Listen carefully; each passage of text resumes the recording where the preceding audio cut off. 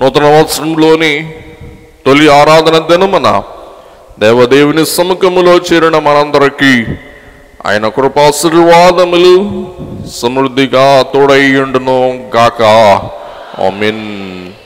ఈ దిన మన ధ్యానం కొరకు దావీదు భక్తుడు నూతన సంవత్సరమందు తాను చేసుకున్న తీర్మానం లేక తన జీవితంలో తాను పదవి అధిష్ఠించిన కాలమున చేసుకున్న తీర్మానం ఈ నూతన సంవత్సరమందు మనము కూడా చేసుకున్నట్టును బట్టి మన జీవితములకు కలిగే మేలులు మనం కనుగొందాం. దేవుని బిడ్డలారా, ఈ ఉదయకాల సమయమందు పొర అంటే పై విషయాలు మనం చూద్దాం. వచ్చే వారం మరిన్ని లోతైన మరిన్ని అనుభవపూర్వకమైన దావీదు జీవిత చరిత్రలోని అనేక సంఘటనల ఆధారముగా దావీదు గారు రాసిన కీర్తనలో ఉన్న అంతరార్థం మనం కనుగొందాం, గుర్తించుకుందాం వచ్చే వారం. ఈ వారం పై పొర మనం చూసుకుందాం. దేవుని బిడ్డలారా, ఈ యొక్క కీర్తన దావీదు తన రాజ్యమును స్థిరపరచుకొని తన సింహాసనం అధిష్ఠించిన సమయమందు మరి చరిత్ర వచ్చే వారం మనం చూద్దాం. ఈ యొక్క తీర్మానములు, ఈ నిర్ణయములు తాను చేసుకుని తన పదవిని, తన రాజ్య అధికారమును తాను ఆరంభించుట చరిత్రలో ఉన్న సత్యం అయి ఉంటూ ఉన్నది. దేవుని బిడ్డలారా, ఈ సమయమందు ఈ 101వ కీర్తన ద్వారా మనల్ని మనం శుద్ధీకరించుకోవలసిన వారమై ఉంటూ ఉన్నాం. మనం శుద్ధి అనేది అనుదినం పాటించు వారము అయి ఉన్నాం. మొదటిది దేహశుద్ధి, రెండవది గృహశుద్ధి లేక ఒంటి శుద్ధి, రెండవది ఇంటి శుద్ధి, మూడవది హృదయ శుద్ధి. ఇలాగున అనేక రకరకాల శుద్ధులు అనేవి మనం అవలంబింపవలసిన వారమై ఉంటూ ఉన్నాం. శుద్ధి లేనివారు బుద్ధి లేనివారు. కాబట్టి శుద్ధి కలిగి ఉండు వారు బుద్ధిమంతులు, ఆరోగ్యవంతులు, వారు శ్రేష్ఠులు, ధన్యులు అని మనం చూస్తూ ఉన్నామన్నమాట అండి. కాబట్టి ప్రతిరోజు ఉదయాన్నే మన దంతములను, మన నోటిని శుద్ధి చేసుకుంటాం. అనుదినం మన ఒంటిని తప్పక శుద్ధి చేసుకుంటాం. అనుదినం మన ఇంటిని శుద్ధి చేసుకుంటాం. కాబట్టి అనుదినము కాక వారానికో, 2 వారాలకో, నెలకో మన ఇల్లు కనుక శుద్ధి చేసుకునే వారమైతే ఇంటికిను మున్సిపాలిటీ దెబ్బకి ఏ తేడా ఉండదు. అందుచేత శుద్ధి అనేది నిత్య ప్రక్రియ. ప్రతి మానవుడు తన జీవిత పర్యంతం ఈ శుద్ధులు పాటించినప్పుడే తాను జీవించడానికి వీలవుతుందన్నమాట అండి. మరి ముఖ్యంగా అనేక సంస్కృతులలో, అనేక దేశ ఆచారాలలో నూతన సంవత్సర శుద్ధి అనేది వాళ్ళకి ఆనవాయితీ. బహుశా మనలో అటువంటి ఆచారాలు ఏమీ కూడా కనబడవు. అటువంటి మంచి ఆచారాలు మనకేమీ ఉండవు. ఈ శుద్ధి సమయం అప్పుడు వారు ఏం చేస్తారంటే వ్యర్థమైన వాటన్నిటిని కూడా ఇంట్లో నుండి తీసివేసి బయట పారవేస్తారు. కాబట్టి వాడని వస్తువులు, విరిగిపోయిన వస్తువులు, అలాగే మాలిన్య వస్తువులు, అలాగే కాలం చెల్లిపోయిన వస్తువులు, ఇవన్నీ కొత్త సంవత్సరం మందు తీసి బయట పారవేస్తారు. ఈ ప్రక్రియలో తమ హృదయములను శుద్ధి చేసుకుంటారు, తమ మనస్సులు శుద్ధి చేసుకుంటారు, తమ ఇల్లు వాకిళ్ళు శుద్ధి చేసుకొని ప్రతి విధమైన మానసిక ఒత్తిడి, మానసిక వ్యాకులం, మనస్సునకు ఆందోళన, ఆవేదన కలిగించు ప్రతి వస్తువును తీసి బయట పారవేస్తారు. జపాన్ వారు ఓషోజీ అనే ప్రక్రియ అనే ఆచారం నూతన సంవత్సరం అందు పాటిస్తారంటండి. ఈ ఓషోజీ అనే ఆచారం ద్వారా తమ గృహాలను శుద్ధి చేసుకుని పాతవన్నీ కూడా, పాతగిలిన వాటన్నిటిని కూడా తీసి పారవేస్తారు. కాబట్టి నూతన సంవత్సరం మందు మనమందరం మన ఇళ్లల్లో పాత ట్యాబ్లెట్లు, వాడని ట్యాబ్లెట్లు, వాటిలో చాలా ఏమైపోయి ఉంటాయి, కాలం చిల్లిపోయి ఉంటాయి, ఎక్స్పైరీ అంటారు, అటువంటివి ఉంటాయి. కొన్ని ఇరిగిపోయిన వస్తువులు, పగిలిపోయిన కొండలు, అలాగే పుట్టిన నుండి తెచ్చుకున్న సొట్టబడిన వస్తువులు, వాడని వస్తువులు, పనికిరాని వస్తువులు. కాబట్టి ఏ వస్తువైనా ఒక 2 నెలల్లో 3 నెలల్లో వాడకపోతే అది వ్యర్థం అంటండి. మనం అందరం కూడా చాలా వస్తువులు ఇంటి నిండా పోగు చేసుకుంటాం. అలాగే స్త్రీలకు మోజు, ఇంటి నిండా చీరలు ఉండాల, ఏ బీరువా తీసినా చీర మీద పడాల.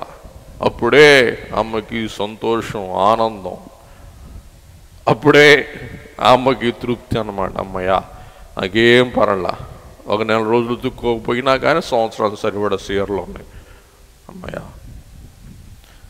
కాబట్టి ఏ వస్తువైనా ఒక 2 నెలల్లో 3 నెలల్లో వాడకపోతే అది ఏంటి చెప్పండి? స్థలం ఆక్రమించి అది మన స్థలాన్ని, మన మనస్సుని పాడు చేసే వ్యర్థ పదార్థం అన్నమాట అండి. అలాగే చైనా వారు నూతన సంవత్సరంలో బహుశా ఈ నెలాఖరులో చైనా వారు నూతన సంవత్సరం చేసుకుంటారు. మరి నూతన సంవత్సరంలో చైనా వారు దురదృష్టం, అపశకునం అనే వాటిని ఏమైనా ఇంట్లో ఉంటే వాటిని ఏం చేస్తారంట? తీసేసి బయట పారవేస్తారు. కాబట్టి కొత్త సంవత్సరం ఉంది కాక కొత్త సంవత్సరంలోని తదుపరి దినాలలో వాళ్ళు అలా చేస్తారంటండి.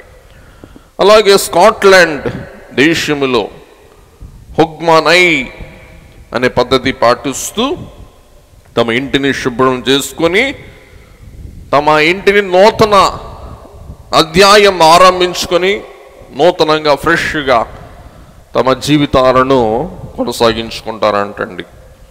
అలాగే లాటిన్ అమెరికా దేశాల్లో ఇందాక మీకు చెప్పినట్టు పాత వస్తువులు, విరిగిపోయిన వస్తువులు, అలాగే మనకు నీరసం కలిగించే వస్తువులు, మన మానసిక జీవితంలో ఒక విధమైన వేదన, ఆక్రందన కలిగజేసే వస్తువులు అవన్నీ కూడా తీసి పారవేస్తారు. ఇదంతా ఎందుకు ధ్యానం చేసుకున్నామంటే ఈ దినం నూతన సంవత్సరంలో ఈ 101వ కీర్తనలో నుండి 3 శుద్ధులు మనం ధ్యానం చేసుకొని మనం ముగించుకుందాం. మొదటిది నడక శుద్ధి లేక కాలు శుద్ధి, రెండవది చూపు కంటి శుద్ధి, మూడవది హృదయ శుద్ధి. ఈ 3 శుద్ధులకు సంబంధించిన వాక్యాలు, మన బాధ్యతలు మనం గ్రహించుకొని ముగించుకుందాం. మొదటిది కాలు శుద్ధి, నడక శుద్ధి, మార్గశుద్ధి. రెండవది చూపు శుద్ధి, మన కంటి శుద్ధి. మూడవది ఆలోచన శుద్ధి, హృదయ శుద్ధి లేక ఎదలు శుద్ధి. ఈ విషయాలు ఈవేళ మనం జ్ఞాపకం చేసుకుందామండి. దావీదు గారు ఎటకేలకు సౌలు ద్వారా అనేక ఇబ్బందులు, కలతలు, శోధనలు, వేదనలు, బాధలు, అవనిందలు, మరణం అంచుకు వెళ్ళినన్ని అనేక అనుభవాలు తాను జయించి తన రాజ్యమును స్థిరపరచుకొని, అనగా గద్దె ఎక్కినప్పుడు తాను చేసుకున్న తీర్మానములు, సింహాసనం పైకెక్కి తాను చేసుకున్న శపథములు, గద్దెక్కి చేసుకున్న శపథములు, సింహాసనం ఆసీనుడై ఉండి తాను చేసుకున్న నిర్ణయములు, తీర్మానములు ఈవేళ మనం పరీక్షించి ధ్యానం చేసుకుందాం. దేవుని బిడ్డలారా, 3 విషయాలు. మొదటిది తుడుపు అంటే శుభ్రం చేసుకోవటం. రెండవది ఊడుపు అనగా తీసివేయటం. మూడవది మడుపు అనగా మడత పెట్టడం. తుడుపు, ఊడుపు, మడుపు, మడత.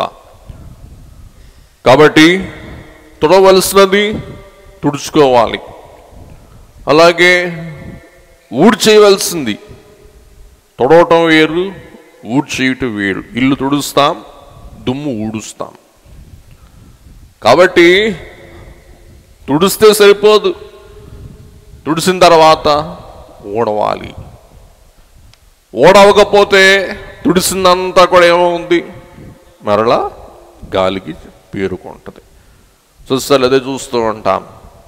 శుభ్రంగా ఊడుస్తారు, అంతా ఊడిసి పక్కన పోగు పెడతాడు. సహజంగా ప్రతి ఇంట ప్రతి రోడ్డు మీద ఉండే అలవాటు. మళ్ళా ఉదయం వస్తారు, గాలికి అంతా చెదిరిపోద్ది. మళ్ళా ఉదయం వస్తారు, మళ్ళా తుడుస్తారు, ఊడుస్తారు. అది విసర్జించడం. మడుపు అంటే మడత పెట్టుట. నేను బిడ్డలారా, ఇవన్నీ ఆరంభములో దావీదు గారు అంటారు, నేను కృపను గూర్చియు న్యాయమును గూర్చియు పాడెదను, యెహోవా కీర్తించెదను. నేను పాడతాను, నిన్ను కీర్తిస్తాను. ఈ దినం పాటకి జయానికి, పాటకి శుద్ధికి, స్తుతికి శుద్ధికి, స్తుతికి ఔన్నత్య స్థితికి ఉన్న సంబంధ బాంధవ్యములను కొద్ది సమయం మనం గ్రహించి ధ్యానం చేసుకుందాం. మనము స్తుతి చేయ యత్నించు వారమైతే ఎక్కడా లేనట్టి శ్రమలు మొక్కలైపోవును. కాబట్టి మన చిక్కులను మొక్క చెక్కలు చేయగల స్థితి దేనికి ఉందండి? స్తుతికి ఉంది. కాబట్టి ఈ నూతన సంవత్సరములో ప్రతిదినం దేవుని పాడి కీర్తించుట మన జయానికి, మన విజయానికి అది ఆధారం. అలాగే మన విజయ జీవితమునకు అది మూలం అని మనం చూస్తూ ఉన్నాం. నేను బిడ్డలారా, దేవా, అనుదినం నేను నిన్ను ఒప్పుకుంటే, అనుదినం నీ నామాన్ని నేను అంగీకరిస్తే, అనుదినం నా జీవితంలో నీవు ఉన్నావని నేను గుర్తిస్తే, అది నా జీవితమునకు శుద్ధి, నా జీవితమునకు అది నాకు నేర్పు, మంచి బుద్ధి. నేను బిడ్డలారా, స్తుతి ద్వారా విజయ స్థితి అందుకున్న సంఘటనలు కొన్నింటిని వాక్యములో నుండి మనం చూద్దాం. అందుకే దైవజనుడు రాశాడు, పాడుకుందాం. జయము రాక పూర్వంబే జయమను జనులకు జయమౌను, స్తుతించు జనులకు జయమౌను, స్మరించు జనులకు జయమౌను, ప్రకటించు జనులకు జయమౌను. జయము జయమని కలవరించిన జయమే బ్రతుకెల్లా, ఇకనప జయ పదమే కల్లా. సద్విలాస్. ఉంచండి దేవుని బిడ్డలారా, సత్ విలాస్. ఏం చెప్పండి? విలాసం అంటే నివాసం, విలాసం అంటే ఉండు చోటు, సత్ అంటే మంచి. సత్ విలాస్, మంచి స్థితి, మంచి అడ్రస్, మంచి పర్యావరణాలు, పరిసరాలు, మంచి చోటు, మంచి స్థితి మనకు లభించాలి అంటే ఏం చేయాలంట? జయము రాక పూర్వంపే జయమనాలి, జయమని స్తుతించాలి, జయమని కలవరించాలి, జయమని విశ్వసించాలి, జయమని రాసుకోవాలి, జయమని కలవరించాలి. చూసారా? మొదటిది జయమను జనులకు జయము అనాల, రెండవది జయమని స్తుతించాలా, జయమని స్మరించాలా, జయమని రాసుకోవాలా, జయమని తలంచుకోవాలా. అలాగూ జయము జయము అంటే జయమే మనకు కలుగుతుంది, అపజయమే మన నుండి చెప్పండి తొలగిపోతుంది. ఉదాహరణకి బయటకు వస్తున్నాను, పిల్లి ఎదురు వచ్చింది, కుక్క ఎదురు వచ్చింది, ఎలుక ఎదురు వచ్చింది అనుకుంటా. ఎలుక ఎదురు వచ్చింది ఏమవుద్దో, పిల్లి ఎదురు వచ్చింది ఏమవుద్దో అన్నీ అవుతాయి. ఎలుక కాదు, పిల్లి కాదు, కుక్క కాదు, నక్క వచ్చినా నాకేం కాదు అనుకుంటే జయమే జయమే బ్రతుకెల్లా. కాబట్టి ఉదయం నక్క తోక దొక్కేవారు, అందుకే నీకు అదృష్టం. నక్కలేడుంటే తోకడొక్కటానికి, కుక్కలు ఉంటాయి కదా, నక్కలు ఉంటాయి తోకడొక్కటానికి. అయినా దాని తోక దొక్కితే అది ఊరుకుంటుందా? చెప్పండి, కండ బీక్కుద్ది నక్క. ఇవన్నీ మన దేశంలో ఉన్న మూఢాచారాలు, అవివేకాలు, ఏం చెప్పండి, అవి అవహేళనలు, మోడితనం బట్టి కలుగుతూ ఉంటాయి. కాబట్టి దేవుని బిడ్డలారా, పౌలు శీలలు చెరసాలలో ఉన్నారు, చెరసాలలో బంధకాలలో ఉన్నారు, సంఖ్యలతో ఉన్నారు, వారి చేతులు కాళ్ళు కట్టబడ్డాయి. అయినా కానీ వారు ఏం చేస్తూ ఉన్నారండి? దేవుని స్తుతిస్తూ ఉన్నారు. అపోస్తలుల కార్యములు 16, 25, 26. అయితే మధ్యరాత్రి వేళ పౌలును శీలయు దేవునికి ప్రార్థించుచు కీర్తనలు పాడుచు నుండిరి, ఖైదీలు వినుచుండిరి. చూసారా? మధ్యరాత్రి వేళ కీర్తనలు పాడుతూ ఉంటే మనం ఉదయమే మధ్యాహ్నమే పాడాం, కానీ భక్తులు ఏం చేస్తున్నారంట? మధ్యరాత్రి వేళ ఎక్కడా? చెరసాలలో, ఎక్కడా? సంకెళ్లతో కీర్తనలు పాడుచు ఉండగా ఖైదీలు వింటూ ఉన్నారంటండి. ఖైదీలే సాక్ష్యం వాడు పారే కీర్తనలకు. చదువమ్మా. అప్పుడు అకస్మాత్తుగా, ఆకస్మికంగా మహాభూకంపము కలిగెను, చెరసాల పునాదులు అదరెను, వెంటనే తలుపులన్నీ తెరుచుకొనెను, చెరసాల ద్వారములు తెరుచుకొనెను, అందరి బంధకములు ఊడెను, అందరి బంధకములు ఊడిపోయెను. దేవుని బిడ్డలారా, స్తుతి సంకెళ్లను త్రుంచినది, స్తుతి చెరసాల పునాదులను కదిలించినది, స్తుతి బంధకములను విడిపించి వారిని విముక్తులుగా స్వతంత్రులుగా మార్చినది స్తుతి. అందుకే దావీదు అంటారు, నేను నిన్ను అనుదినము కీర్తించదను, దేవా నీ కృపను న్యాయమును గూర్చి నేను పాడుదను. దేవా నిన్ను పాడతాను, గానము చేస్తాను, కీర్తిస్తాను. 2వ దినవృత్తాంతములు 20 వచనము కూడా 20 నుండి 22. అంతట వారు ఉదయముననే లేచి, ఉదయాన్నే యుద్ధానికి ముందే, యెహోషాపాతు కాలంలో యుద్ధానికి ముందే ఉదయాన్నే లేచి తెకోవ అరణ్యమునకు పోయిరి. వారు పోవుచుండగా యెహోషాపాతు నిలువబడి, యూదా వారలారా, యెరూషలేము కాపురస్తులారా, నా మాట వినుడి, మీ దేవుడైన యెహోవాను నమ్ముకొనుడి, అప్పుడు మీరు స్థిరపరచబడుదురు. ఆయన ప్రవక్తలను నమ్ముకొనుడి, అప్పుడు మీరు కృతార్థులగుదురని చెప్పెను. మరియు అతడు జనులను హెచ్చరిక చేసిన తరువాత యెహోవాను స్తుతించుటకు గాయకులను ఏర్పరిచి, ఎవరన్నా యుద్ధ సన్నద్ధులను ఏర్పాటు చేస్తారు కానీ యెహోషాపాతు పిచ్చోడు ఏం చేశాడంటే గాయకులను ఏర్పాటు చేసి యుద్ధానికి వెళ్తున్నాడు. ఎవడన్నా వెళ్తాడు చెప్పండి? స్తుతి చేయటానికి గాయకులను ఏర్పరిచి వారు పరిశుద్ధాలంకారములు ధరించి గాయకులకు పరిశుద్ధాలంకారములు ధరించి సైన్యము ముందర నడుచుచు సైన్యమునకు ముందు నడిపించాడంటండి ఈ యెహోషాపాతు రాజు. ఈయన ఎక్కడోడండి బాబు? యెహోవా కృప నిరంతరముండును, ఆయనను స్తుతించుడి అని స్తోత్రము చేయుటకు వారిని నియమించెను. వారు పాడుటకును స్తుతించుటకును మొదలు పెట్టగా యెహోవా యూదా వారి మీదికి వచ్చిన అమ్మోనీయుల మీదను మోయాబీయుల మీదను శేయీరు మన్యవాసుల మీదను మాటుగాండ్రను పెట్టెను గనుక వారు హతులైరి. వారు ఏం చేశారంటండి? హతులయ్యాడు. దేవుడే ఈ స్తుతిని బట్టి తన దూతల్ని దింపారంటండి. దూతలంట మాటున అంటే సాటుగా వెళ్ళి బాణాలు వేసారంట.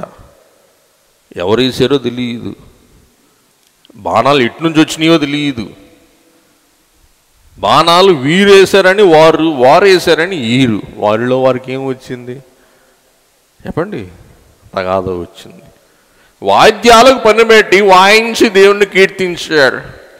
ఆయుధాలతో పోరాడరా, వాళ్ళకేం కలిగిందండి? జయం. చూసారా? జయము రాక పూర్వంబే జయమన్న పౌలు శేరులకు జయము కలిగింది. జయము రాక పూర్వంబే జయమన్న యెహోషాపాతుకు యుద్ధం చేయకుండానే జయము దేవుడు దయచేసాడు. యెరికో మనకు తెలిసిన వాక్యమే. వీళ్ళరా యెహోషువ ఆర్భాటించి కేకలు వేయమన్నప్పుడు ఆ ఆర్భాటమునకు కేకలకు ఏమైపోయినాయండి? ఎరుకో గోడలు కూలిపోయినాయి. ఇప్పటికి ఎవరిని ఎరుకెళ్ళలేదు నాకు తెలియదు. ఎరుకోలో చూస్తే పెద్ద పెద్ద దెబ్బలు ఉంటాయి. ఇప్పటికీ కూడా దెబ్బలు సాక్ష్యార్థం నిలిచి ఉన్నాయి. ఇది స్తుతి యొక్క విలువ. ఉదయాన్నే లేచి కసురు బుసురు ఒస్సు ఉసు డామ్ డూమ్ డకార్ అని దీపావళి పండగ చేసుకోక మనం స్తుతి పండగ చేసుకుంటే ఆ దినమంతా ఎలాగుంటుంది చెప్పండి? ఆనందంగా ఉత్సాహంగా. ఉదయం లేవగానే మన శ్రమల మీద దృష్టి ఉంచి దేవుని మీద దృష్టి ఉంచకపోతే ఏమవుతుందండి? మన దినమంతా అశుభం. కాబట్టి ఉదయాన్నే లేచి దైవ సహవాసము కొరకు వేడుకొని దేవుని యొక్క నడిపింపు కోసం, సహాయం కోసం మనం కోరుకోవాల్సిన వారమై ఉంటున్నాం. కాబట్టి ఇటు విశ్వాస తీర్మానం స్తుతి అనుదినము మన జీవితములకు ఆరోగ్యం కల్పించుటకు మూలాధారం అవుతుందని మీకు మనం చేస్తున్నాను. మొదటి మాట కాలు శుద్ధి, నడక శుద్ధి, నడక యొక్క తుడుపు. నేను వెళ్ళరా నడక యొక్క తుడుపు 101:2 నిర్దోష మార్గమున వివేకముతో ప్రవర్తించెదను. నీవు ఎప్పుడు నా యొద్దకు వచ్చినా, నీవు ఎప్పుడు నా ఇంటికి వచ్చినా, మరణాత ప్రవారము నీవెప్పుడు వచ్చినా నా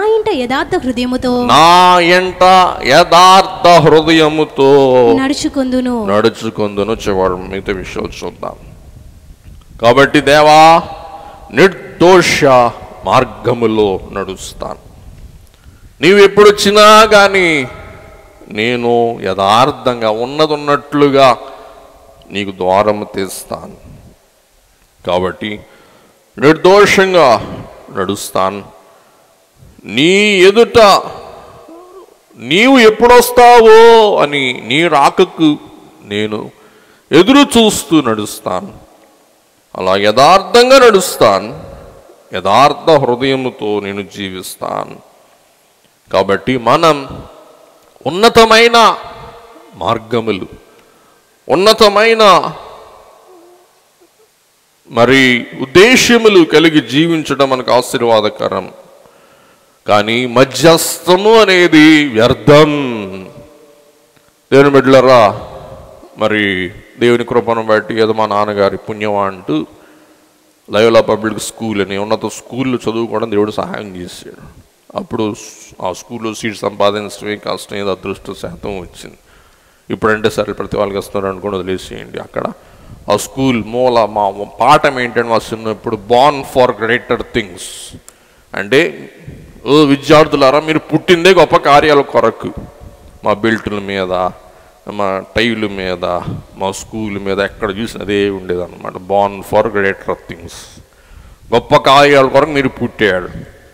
కాబట్టి పిల్లలకి ఏంటి, బడుద్దాయిలారా మీరు ఏం చేయాలా, గొప్ప కార్యాలు చేయాలి, బార్న్ ఫర్ గ్రేటర్ థింగ్స్. అలాగూ ప్రతి వారిలో ఒక ప్రేరణ, ఏం చేయాలా, ఇంకా గొప్ప కార్యాలు చేయాలి, ఇంకా గొప్ప కార్యాలు చేయాలా. కాబట్టి ప్రతి మానవుని జీవితంలో ఏముండాలా, గొప్ప కార్యాలు చేయాలా. ముసలితనమే 80 ఈజ్ బిగినింగ్ అంటారండి చాలామంది. చూసారా, చాలామంది వృద్ధాప్యంలో గొప్ప కార్యాలు చేసిన వారు పలువురు మనకు కనబడతారు వాక్యంలో. కాలేబు, మోషే, ఇలాగున్న అనేకులు వాక్యంలో మనం చూస్తాం. కాబట్టి క్రైస్తవులముగా మధ్యస్థ స్థితి కాదు, కానీ మనకి ఔన్నత్య స్థితి అనేది మన అనుదిన గురి, కర్తవ్యం, బాధ్యత అయి ఉండవలసినది. కాబట్టి పిల్లలు కానీ పెద్దలు కానీ మరి ఎవరైనా తమ జీవితంలో కలిగి ఉండవలసిన సత్సంకల్పం ఆదికాండం 17వ అధ్యాయం 1వ వచనం. అబ్రాము 99 ఏండ్ల చూసారా, అబ్రహాం లేక అబ్రాం పండు వృద్ధుడైనప్పుడు దేవుడు అంటూ ఉన్నాడండి అబ్రాముతో, యెహోవా అతనికి ప్రత్యక్షమై, నేను సర్వశక్తి గల దేవుడు, నేను సర్వశక్తి మంతుడై ఉన్న దేవుడను, నా సన్నిధిలో నడుచుచు, నా సముఖములో నా ఎదురుగా నా ముఖము ఎదుట నడుస్తూ నిందారహితుడవై ఉండుము. అబ్రహాము, నా ముందే నువ్వు నడు, నన్ను ముందు పెట్టుకొని నడు, నేను నీ ముందున్నాను అనుకొని నడు, చాలు. నేను అనగా దేవుడునైనా, నేను సర్వశక్తివంతుడైనా నేను నీ ముందున్నానని నీవు అనుకుంటే చాలు, నీ నడక కరెక్ట్ అయిపోద్ది, నీ నడక శుద్ధి అయిపోద్ది. కాబట్టి దేవుడు మన ముందున్నారు అన్న తలంపు మనలో ఉంటే ఆటోమేటిక్గా మన నడత మనం సరి చేసుకుంటాం. వాక్యంలో మనం చూస్తే చాలా చోట్ల ఇదే మాటలు మనకు కనబడతాయి.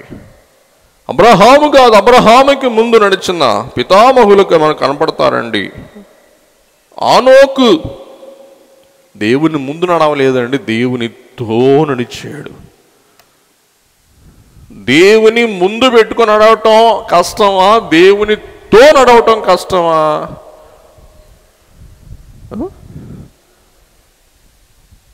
రెండూ కష్టమే. మనకి ఎక్కువ కష్టం ఏంటి, దేవునితో నడవటం కష్టం. ఎవరితో అయినా నడవటం కష్టం, ఎవరి ముందే నడవచ్చు పర్వాలా. ఆదికాండం 5:22, 24. హానోకు మెతూషెలను కన్న తరువాత 300 ఏండ్లు దేవునితో నడుచుచు కుమారులను కుమార్తెలను కనెను. 24. హానోకు దేవునితో నడిచిన తరువాత, దేవునితో మరలా నడిచిన తరువాత దేవుడు అతని తీసుకుపోయెను గనుక, దేవుడు అతనిని కొనిపోయెను గనుక అతడు లేకపోయెను. ఇంకొక పితామహుడు ఆదికాండం 6:9. నోవాహు వంశావళి ఇదే. నోవాహు నీతిపరుడును తన తరములో నిందారహితుడునై ఉండెను. అబ్రహాం అంటాడు, దేవుడు నిందారహితుడవై ఉండుము. అబ్రహాం నిందారహితుడై ఉండెను. అబ్రాహాముతో దేవుడు అంటాడు నిందారహితుడిగా ఉండు అంటారు, కానీ నోవాహు విషయం నిందారహితుడై ఉండెను అని చదువమ్మా. నోవాహు దేవునితో కూడా నడిచినవాడు,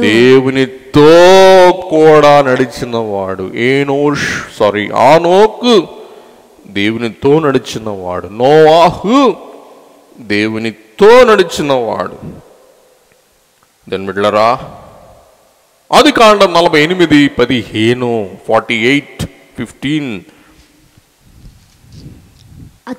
అతడు యోసేపును దీవించి, నా పితరులైన అబ్రహాము ఇస్సాకులు ఎవని ఎదుట నడుచుచుండిరో. చూసారా, నా పితరులై ఉన్న యాకోబు అంటాడు, నా పితరులై ఉన్న అబ్రహాం, తాతైన అబ్రహాం, తండ్రి అయిన ఇస్సాకు ఏ దేవుని ఎదుట నడుచుచుండిరో ఆ దేవుడు నేను పుట్టినది మొదలుకొని నేటి వరకును ఎవడు నన్ను పోషించునో ఆ దేవుడు ఏ దేవుడిని ముందు నడిచాడో అబ్రహామే కాదంటండి, అబ్రహాం కొడుకు ఇస్సాకు కూడా నడిచాడు అంటండి. ఎవరి ముందు? దేవుని ముందు. దేవుని బిడ్డలారా, ఇలాగ అనేక వాక్యాలు దేవునితో నడిచిన వారిని మనకు చూపిస్తూ ఉంటాయి అన్నమాట అండి. మరి రాసేసుకోండి, కాబట్టి ముందుకు వెళ్ళిపోదాం. మొదటి రాజులు 2:4. అప్పుడు నీ పిల్లలు తమ ప్రవర్తన విషయంలో జాగ్రత్తగా ఉండి నా ఎదుట, దావీదు దేవుడు అంటారు, నీ పిల్లలు చదువమ్మా, తమ ప్రవర్తన విషయంలో జాగ్రత్తగా ఉండి నా ఎదుట, చూసారా, నా ఎదుట, నా ముందు తమ పూర్ణ హృదయముతోను పూర్ణ మనస్సుతోను సత్యమును అనుసరించి నడుచుకొని ఎడలా ఇశ్రాయేలీయుల రాజ్య సింహాసనము మీద ఆసీనుడగు ఒకడు నీకు ఉండక మానడని యెహోవా నన్ను గూర్చి ప్రమాణము చేసిన మాటను స్థిరపరచును. గమనించండి, సత్యవంతుడవై నా ఎదుట నీవు నడిస్తే నీ కుటుంబములో వాడు ఎవడో ఒకడు ఇశ్రాయేలును పాలించువాడై ఉంటాడు అని దేవుడు తెలియజేస్తూ ఉన్నారు. ఇలాగ అనేక వాక్యాలు మరి మనం చూస్తాం. ఈ వాక్యాలు చూస్తే ముందుకు వెళ్ళలేం. 116:9, అలాగే మరి యెషయా 38:3 హిజ్కియా అంటాడు, మరణవస్తుల దేవా నేను నీ ముందు ఎలా నడిచాను జ్ఞాపకం చేసుకోయా అని. యెహోవా యథార్థ హృదయుడనై సత్యముతో నీ సన్నిధిని అనగా ముఖం, సన్నిధి అనగా దేవుని ఎదుట, దేవుని సమక్షం.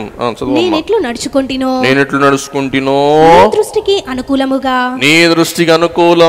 సమస్తమును నేనెట్లు జరిగించితినో కృపతో జ్ఞాపకము చేసుకొనుమని హిజ్కియా కన్నీళ్లు విడుచుచు యెహోవాను ప్రార్థింపగా యెహోవా తన ఆయుష్కాలం పెంపొందింపచేసెను. కాబట్టి హెబ్రీ పత్రిక 12:1 చూస్తాం, విశ్వాసమునకు కర్తయు దాన్ని కొనసాగించు వాడనై ఉన్న యేసు వైపు చూచుచు. గమనించండి, ముందుకెళ్ళిపోదాం. దాని బిడ్డలారా, ఆదికాండం 18:19, ద్వితోపదేశకాండ గ్రంథం 6:7, మొదటి రాజులు 9:4, మొదటి రాజులు 11:4-5, రెండవ దినవృత్తాంతములు 15:17. ఇవి నడకను సూచించు విషయాలు. ఒక వాక్యం చదువుకొని రెండవ అంశంలోకి వెళ్దాం. ఫిలిప్పీ పత్రిక 2వ అధ్యాయం 16వ వచనం. అట్టి జనము మధ్యను మీరు పౌలు గారు అంటారండి, దుష్టులై ఉన్న వంకర జనము మధ్య మీరు జీవవాక్యమును చేత పట్టుకొని, వినండి, జీవవాక్యమును చేత పట్టుకొని లోకమందు జ్యోతుల వలె లోకము ఎదుట లోకులైన వంకర వాడి ఎదుట జ్యోతుల వలె కనబడుచున్నాడు. అందువలన నేను వ్యర్థముగా పరిగెత్తలేదని, నేను ఇప్పుడు నాకు నిష్ప్రయోజనం కాలేదని క్రీస్తు దినమున నాకు అతిశయము కలదు. మన నడకను బట్టి మనకు మరణ దినమందు అతిశయం కలుగుతుంది. గమనించండి, మనమందరం ఈ జీవితం శాశ్వతం కాదు. ఏదో ఒక రోజు శ్వాస విడవాలా, దేవుని సన్నిధి చేరాలా. ఆ సమయాన్న మన నడకంత దేవుడు మనం జ్ఞాపకం చేస్తారు. మన నడక ఎలా ఉందో దాన్ని బట్టి మన జీవితం వృధా అయిందా, వృద్ధి అయిందా, నిష్ప్రయోజనమా, ప్రయోజనమా అనేది మనకు తేలుతుంది. అందుకే అంటారు, నేను ఇప్పుడు నా కష్టం నిష్ప్రయోజనము కాలేదని, క్రీస్తు దినమున, ప్రభు వచ్చే దినమున, ప్రభు ప్రత్యక్షమయ్యే దినమున నాకు అతిశయము కలుగును. నా నడత మంచిది కాబట్టి నేను ప్రభు వచ్చే దినమున నేను ఎప్పుడు కూడా అసహించుకోవాల్సిన, నేను సిగ్గుపడవలసిన అవసరమే నాకు ఉండదు. 1:7 నేను అనటమే కాదు, మోసము చేయువాడు నా ఎంట ఉన్న వారందరూ అలాగే నడవాలి. నేను నడుస్తా, నా ఇంటి వారిని నడిపిస్తా. గమనించండి, నేను నడుస్తా, నా ఇంటి వారిని కూడా నడిపిస్తా. ఇది గొప్ప సంగతి. 1:7 మోసము చేయువాడు, మోసము చేయువాడు నా ఇంట నివసింపరాదు, నా ఇంట నివసింపరాదు. అబద్ధములాడువాడు, అబద్ధములాడువాడు నా కన్నుల ఎదుట నిలువడు, నా కన్నుల ఎదుట నిలవడు. నాకు మోసం పనికిరాదు, నాకు అబద్ధం అస్సలు నచ్చదు. చూడండి, గమనించారా? ఈవేళ అంత మోసం, అంత అబద్ధం, అంత బోటకం, అంత మాయ, అంత అబద్ధం. గమనించండి, మరి ఎవరైతే నీతి మార్గం అనుసరించి దేశవాసులైన వారు నడుస్తారో దేశానికి వృద్ధి, ఆశీర్వాదం, ఘనత, ఐశ్వర్యం. ఈవేళ మన దేశం పాడుబడిపోతూ ఉందంటే దానికి మూలం ఏం చెప్పండి? అబద్ధం, మోసం, అన్యాయం, అక్రమం. రెండవది, మన కన్నుల ఎదుట మనం కంటి శుద్ధి, వెతుకులాట యొక్క తుడుపు, లేక కంటి తుడుపు కళ్ళు శుభ్రం చేసుకోలేము. అందుకే మన కళ్ళు శుభ్రం చేసుకోకుండానే దేవుడు మనకు ఒక సాధనం అమర్చాడు. ఏంటి అంటే కంట్రెప్ప కొట్టడం.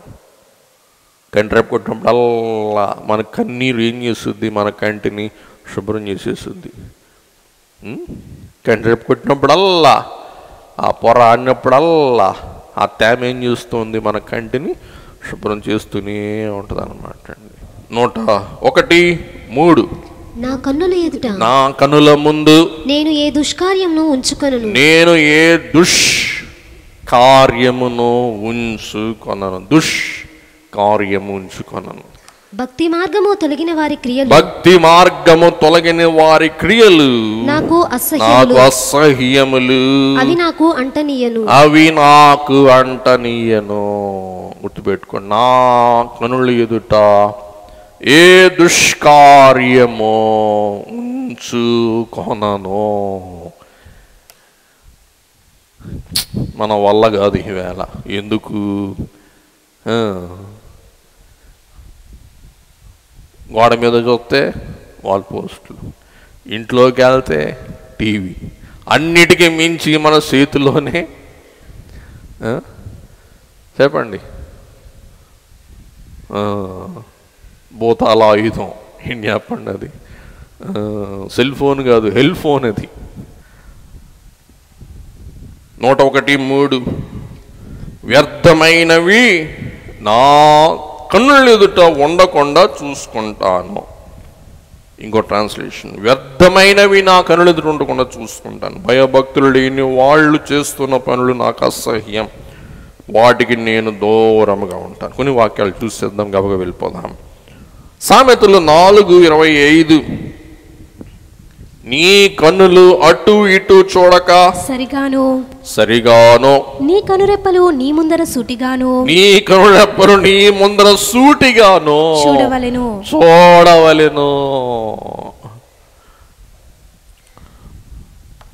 ఆదికాండం 6:2 దేవుని కుమారులు నరుల కుమార్తెలు చక్కని వారిని చూసి వారందరిలో తమకు మనస్సు వచ్చిన స్త్రీలను వివాహము చేసుకున్నాడు. దేవుని కుమారులు నరుల కుమార్తెలలో ఉన్న చక్కదనాన్ని చూసి పెళ్లి చూసుకొని వాళ్ళు బక్క సిక్కిపోయారంటండి. 2వ సమూయేలు 11:2-4.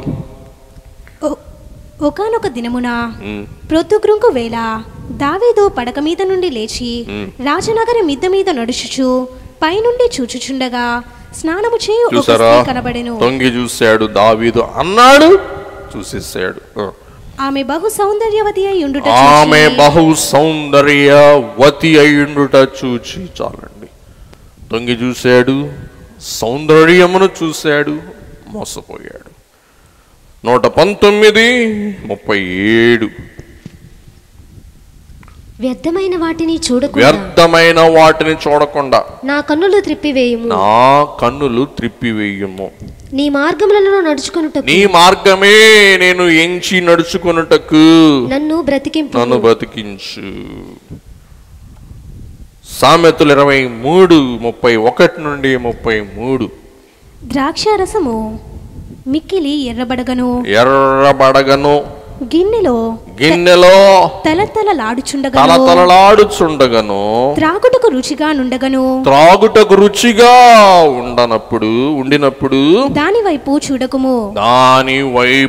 చూడవద్దు. పిమ్మట అది సర్పం వలె కరుచును, కట్లపాము వలె కాటు వేయును. విపరీతమైనవి నీ కన్నులకు కనబడును. నీవు వెర్రి మాటలు పలుకుదువు. మత్తయి 5:29 అందరికి తెలిసిన వాక్యమే, రాసేసుకుని టైం లేదండి.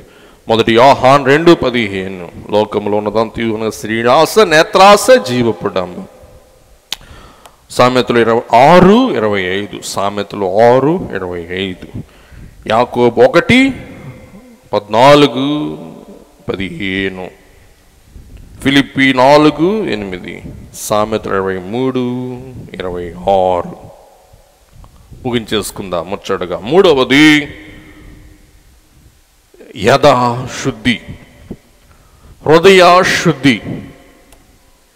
4వ వచనం, మూర్ఖ చిత్తుడు మూర్ఖుడు నా యొద్ద నుండి తొలగిపోవలెను. దౌష్ట్యమును నేను అనుసరింపను. మూర్ఖుడు అంటే తాను అనుకున్నదే పట్టి సాధించేవాడు మూర్ఖుడు. కాబట్టి దేవుని బిడ్డలారా, 1 తిమోతి పత్రిక 1వ అధ్యాయం 5వ వచనం. 1 తిమోతి 1వ అధ్యాయం 5వ వచనం. ఉపదేశానుసారమేదనగా పవిత్ర హృదయము నుండి. చూసారా, పౌలు గారు అంటున్న ఉపదేశమంతటి నిర్వచనం, నా ఉపదేశమంతటి యొక్క సారం ఏంటంటే పవిత్ర హృదయం నుండి, మంచి మనస్సాక్షి నుండి, నిష్కపటమైన విశ్వాసము నుండి కలుగు ప్రేమయే. 2 తిమోతి 2:22. నీవు యవ్వనేచ్చుల నుండి పారిపోము, పవిత్ర హృదయులై ప్రభువునకు ప్రార్థన చేయు వారితో కూడా. చూసారా, పవిత్ర హృదయులతో నీవు సహవాసం చేయము. పవిత్ర హృదయులై ప్రార్థన చేయు వారితో కూడా నీతిని, ఇవి నువ్వు అనుసరించి ముగించేసుకుందాం. కాబట్టి దేవుని బిడ్డలారా, హృదయ శుద్ధి గలవారు ధన్యులు, వారు దేవుని చూచెదరు. గమనించండి, మన ఇంటిలో ఉన్న మన పాత్రలు ఏం చేస్తాం? బయట శుద్ధి చెయ్యాలా, లోపల మరిక్కువ శుద్ధి చేయాలా? లోపల శుద్ధి చేయలేదనుకోండి, లోపల ఏమవుద్ది? లోపాలు పేరుకుంటాయి. ఉదాహరణకి వండిన సట్టి శుభ్రం చేయలేదనుకోండి, ఏమవుద్ది? కంపు కొట్టుద్ది, పురుగులు చేరతాయి, ఇంకా బూజు పట్టుద్ది. కడకి శుభ్రం చేయటానికే మీకు వల్ల కాని పరిస్థితి ఏర్పడుతుంది. కాబట్టి అన్నిటికంటే ముఖ్యంగా ఏ శుద్ధి కావాలా? హృదయ శుద్ధి. కాబట్టి ఈ 3 శుద్ధులు దావీదు గారు నిర్ణయం చేసుకుంటారు. దేని బిడ్డలారా, ఒకే ఒక వాక్యం చదివి మనం ముగించేసుకుందాం. ఫిలిప్పీ పత్రిక 4వ అధ్యాయం 8-9 వచనాలు ముగించేసుకుందాం. వినండి. మనం హృదయములో ఏమి తలంచుకోవాలా, మన హృదయములో ఏమి ధ్యానం చేసుకోవాలి, మన హృదయంలో ఏది నెమరు వేసుకోవాలా అనే విషయాలను పౌలు గారు చెప్తారు ఇక్కడ. మన హృదయంలో ఉంచుకోవలసినవి, నెమరు వేసుకోవలసినవి, తలపోసుకోవలసినవి, ధ్యానము చేయవలసినవి: 1 యోగ్యమైనవి, సత్యమైనవి, మాన్యమైనవి, న్యాయమైనవి, పవిత్రమైనవి, రమ్యమైనవి, ఖ్యాతి గలవి. వాటి మీద ధ్యానం ఉంచుకునండి. వాటినే మీ హృదయంలో ఉన్నవండి. ఇంకేమైనా ఉంటే కడిగేసుకోండి, ఇంకేమైనా ఉంటే తుడిసేసుకోండి, ఇంకేమైనా ఉంటే ఊడిసేసుకోండి. ఇంకోసారి చెప్తున్నా, బైబిల్ నుంచి చెప్తున్నాను చూడండి. ఏ మెప్పైనా, ఏ యోగ్యత అయినా ఉన్నట్లయితే 1 సత్యమైనవి, మాన్యమైనవి, న్యాయమైనవి, పవిత్రమైనవి, రమ్యమైనవి, ఖ్యాతి గలవి. వాటి మీద ధ్యానం ఉంచుకోనండి. వీటి మీద హృదయం ధ్యానం ఉంచుకుంటే మనం ధన్యులమవుతాం. వీటిని విసర్జించి వీటికి ప్రతికూలమైన వాటిని మనం ధ్యానం చేసుకుంటే మనం దుష్టులమవుతాం. ఆ విషయాలు మనసును నెమరు వేసుకున్నట్టు అనేది మనకి అవసరం. కాబట్టి 101వ కీర్తనలో దావీదు ఈ తీర్మానములతో తన రాజ్య పరిపాలన ఆరంభించి అద్భుతమైన పరిపాలన అందించి దావీదు తన పేరు నిలబెట్టుకున్నాడు, తన అభిషేకం నిలబెట్టుకున్నాడు. అభిషిక్తుడైన దేవుని, అభిషేకించిన దేవుని కీర్తి కలిగించాడు. అట్టి సత్తీర్మానములతో ఈ నూతన సంవత్సరమంతయు మనం జీవించగల నేర్పు, ధన్యత, భాగ్యం ప్రభు మనందరూ దయచేయును గాక. దయగల ప్రభా, కృపగల తండ్రి, దావీదు భక్తుని యొక్క తీర్మానములు ఈ నూతన సంవత్సరంలోని తొలి దినమున ధ్యానింపగలుగు భాగ్యం మాకు దయచేసిన దేవా మీకు స్తోత్రములు. ఆ తీర్మానములను బట్టి మేము కూడా ఈ సంవత్సర కాలమున జీవించుటకు తీర్మానము చేసుకొని దేవా అట్లు జీవించుటకు మీ ఆత్మ సహాయం, మీ నేర్పు కూడా మాకు ప్రసాదించుమని మనలను బలపరచువాడును, మన విశ్వాసమున కర్తయు, మన మార్గదర్శియు, మన గురియు అయ్యున్న యేసు నామమున వేడుకొని ప్రార్థిస్తున్నాం మా పరమ తండ్రి.